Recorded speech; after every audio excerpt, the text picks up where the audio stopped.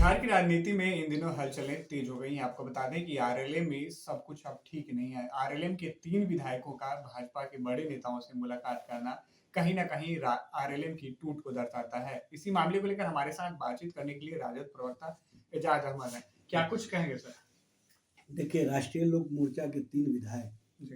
पहले विधानसभा अध्यक्ष से मिले, उसके बाद भारतीय जनता पार्टी के कार्यकारी अध्यक्ष नितिन नवीन से मिले और नितिन नवीन उनको चार्टर्ड विमान से लेकर के दिल्ली गए और वहाँ खरीद फरोख्त के माहिर खिलाड़ी अमित शाह से मिलवाने का काम किए।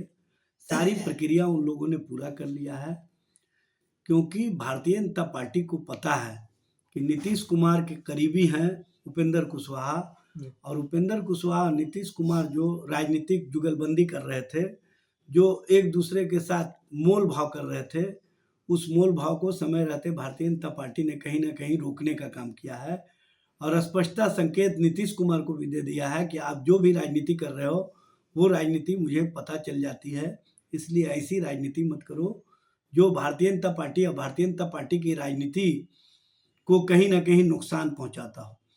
भारतीय जनता पार्टी जिस तरह की राजनीति कर रही है, स्पष्ट रूप से उसका मंशा है कि नीतीश कुमार की जगह भारतीय जनता पार्टी का मुख्यमंत्री हो, क्योंकि भारतीय जनता पार्टी की चाहत रही है और उसको कसक है कि अगर मुख्यमंत्री हमारा नहीं हुआ तो हमारी राजनीति और राजनीति की सोच जो इतना मेहनत करके प्रधानमंत्री नरेंद्र मोदी और अमित शाह ने प्रयास किया है, उसका फलाफल कुछ नहीं मिलेगा।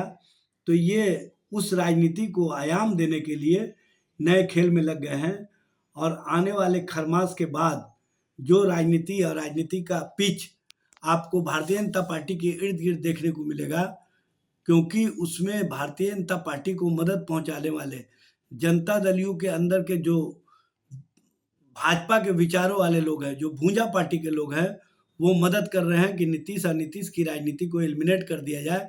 इसीलिए ये लोग अब उनके पुत्र को सामने ला करके नीतीश और नीतीश की राजनीति को रोकना चाहते हैं।